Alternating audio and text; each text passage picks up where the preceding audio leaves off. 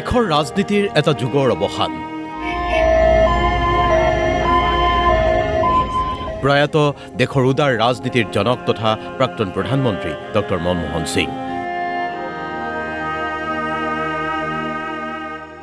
Doctor সিঙৰ মৃত্যুত 7 দিনীয়া ৰাষ্ট্ৰীয় শোক ঘোষণা।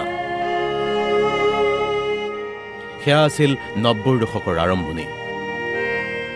সোভিয়েট ৰাছিয়া ভাঙি দুখুৰ হৈছিল। ভাৰতো অৰ্থনৈতিক যন্ত্ৰণাত জৰ্জৰিত হৈ পৰিছিল। সেই অৱস্থাত দেশৰ অৰ্থনীতি মজবুত কৰাৰ বাবে তদানীন্তন প্ৰধানমন্ত্ৰী নৰসিংহ ৰাৱে বিত্তমন্ত্ৰীৰ দায়িত্ব তুলি দিছিল শিক্ষাবিদ অৰ্থনীতিবিদ ডক্টৰ মনমোহন সিঙৰ হাতত। আৰু ডক্টৰ সিঙৰ হাতত হাত ধৰিয়ে দেশৰ অৰ্থনীতিলৈ আহিল উদাৰীকৰণ। বিশ্বৰ দুৱাৰ খুলি দিয়া হ'ল ভাৰতবাসীৰ সন্মুখত। স্বাধীনতাৰ পিছত যাক কোৱা হয় নতুন আৰু একমাত্ৰ অৰ্থনৈতিক বিপ্লৱ বুলি। সেই বিপ্লৱৰ জনক ডক্টৰ মনমোহন সিং আৰু নাই। দিল্লীৰ এইমছত 92 বছৰ বয়সত শেষ নিশ্বাস ত্যাগ কৰিলে প্ৰাক্তন প্ৰধানমন্ত্ৰীজনে।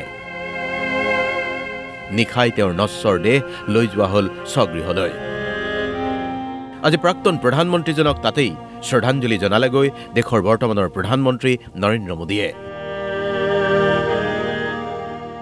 শাসক বিৰোধী নেতা মন্ত্ৰীয়ে শেষ শ্ৰদ্ধা জনাই একেলগেই চিৰবিদায় দিলে অজাত শত্ৰুস্বৰূপ ডক্টৰ মনমোহন সিঙক। কংগ্ৰেছৰ নেতাসকলৰ দৰেই বিৰোধী নেতাৰ শ্ৰদ্ধা আদায় কৰিব পৰা ব্যক্তিত্বৰ অধিকাৰী মনমোহন সিঙৰ মৃত্যুত গভীৰ শোক প্ৰকাশ কৰিলে দেশৰ প্ৰধানমন্ত্ৰী নৰেন্দ্ৰ মোদী, বিত্তমন্ত্ৰী নিৰ্মলা সীতাৰমণকে ধৰি বিজেপিৰ প্ৰায় সকল নেতা মন্ত্ৰীয়ে। দেশৰ প্ৰধানমন্ত্ৰী মোদীয়ে অন্যতম দেশনায়ক আখ্যা দিছে ডক্টৰ মনমোহন সিঙক। তেওঁৰ সৈতে সঘন সম্পৰ্ক ৰাখি চলিছিলোঁ। দেশে এজন প্ৰকৃত দেশপ্ৰেমিক হেৰুৱালে বুলি মন্তব্য প্ৰধানমন্ত্ৰী মোদীৰ।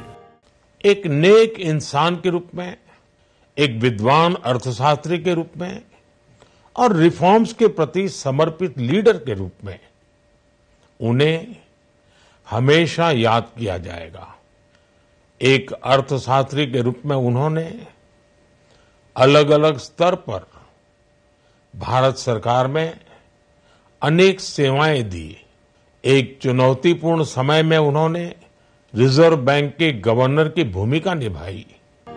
বিগত 26 ডিচেম্বৰত হঠাৎ অজ্ঞান হৈ পৰিছিল ডক্টৰ মনমোহন সিং ঘৰতেই।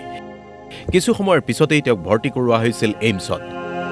তাৰ ঠিক 1.5 ঘণ্টামানৰ পিছতেই শেষ নিশ্বাস ত্যাগ কৰে প্ৰাক্তন প্ৰধানমন্ত্ৰীজনে। देश ने आज अपने एक सपूत को खोया है, जिन्होंने अपनी सादगी और सरलता के साथ साथ इतने बड़े काम देश के लिए किए बतौर प्रधानमंत्री, जिसकी चर्चा अगर आज नहीं तो कुछ वर्षों बाद इतिहास के पन्नों में जगमगाती रहेगी। उन्होंने ये साबित किया कि आज की राजनीति में भी सादगी, सरलता, ईमानदारी और विद्या का एक प्रभाव है जो होना चाहिए। 1932 26 ছেপ্টেম্বৰত অবিভক্ত পঞ্জাবত জন্ম ডক্টৰ মনমোহন সিঙৰ। তেওঁৰ জন্মস্থান বৰ্তমান পাকিস্তানৰ অন্তৰ্গত। দেশ বিভাজনৰ পিছত ডক্টৰ মনমোহন সিঙৰ পৰিয়াল আহে অমৃতসৰলৈ। তাৰ বহু বছৰৰ পিছত অৰ্থাৎ 1991ত ৰাজনীতিত প্ৰৱেশ প্ৰাক্তন প্ৰধানমন্ত্ৰীজনৰ। তেতিয়ালৈ অৱশ্যে দেশৰ অন্যতম শ্ৰেষ্ঠ অৰ্থনীতিবিদ শিক্ষাবিদ হিচাপে নিজকে প্ৰতিষ্ঠিত কৰিছিল ডক্টৰ সিঙে। 2004ত প্ৰথমবাৰলৈ প্ৰধানমন্ত্ৰীৰ দায়িত্বত অধিষ্ঠিত হৈছিল ডক্টৰ মনমোহন সিং। 2019ত দ্বিতীয়বাৰলৈ প্ৰধানমন্ত্ৰী হয়। প্ৰধানমন্ত্ৰী হৈ থকাৰ সময়ছোৱাতো দেশৰ অৰ্থনীতি চম্ভালিবলৈ এৰা নাছিল ডক্টৰ মনমোহন সিঙে। 2008ত বিশ্বজুৰি সৃষ্টি হৈছিল মন্দাৱস্থা। হাজাৰ হাজাৰ লোকৰ চাকৰি গৈছিল ইউৰোপ আমেৰিকাত। কিন্তু সেই মন্দাৱস্থাই চুব পৰা নাছিল ভাৰতক। কাৰণ আছিল ডক্টৰ মনমোহন সিং। প্ৰাক্তন প্ৰধানমন্ত্ৰীজনৰ মৃত্যুত 7 দিনীয়া ৰাষ্ট্ৰীয় শোক ঘোষণা কৰা হৈছে। 1 জানুৱাৰীলৈ অৰ্ধনমিত হৈ থাকিব ৰাষ্ট্ৰীয় পতাকা। কংগ্ৰেছে এসপ্তাহৰ বাবে সকলো দলীয় কাৰ্যসূচী বাতিল কৰিছে। শনিবাৰে ৰাষ্ট্ৰীয় মৰ্যাদাৰে দিল্লীতে শেষকৃত্য সম্পন্ন হ'ব ডক্টৰ সিঙৰ। পুৱাৰ ভাগত দিল্লীৰ ৰাজপথেৰে বিশাল শোভাযাত্ৰাৰ মাজেৰে লৈ যোৱা হ'ব প্ৰাক্তন প্ৰধানমন্ত্ৰীজনৰ নশ্বৰ দেহ। সম্পূৰ্ণ 1 দশকৰ বাবে প্ৰধানমন্ত্ৰীৰ দায়িত্ব চম্ভালা ডক্টৰ মনমোহন সিঙক বিৰোধীয়ে এক্সিডেণ্টেল প্ৰাইম মিনিষ্টাৰ আখ্যা দিছিল। হলেও মৃদুভাষী ডক্টৰ মনমোহন সিঙে বিৰোধীক উদ্দেশ্যি কোনোদিনেই কটু শব্দ প্ৰয়োগ কৰা নাছিল।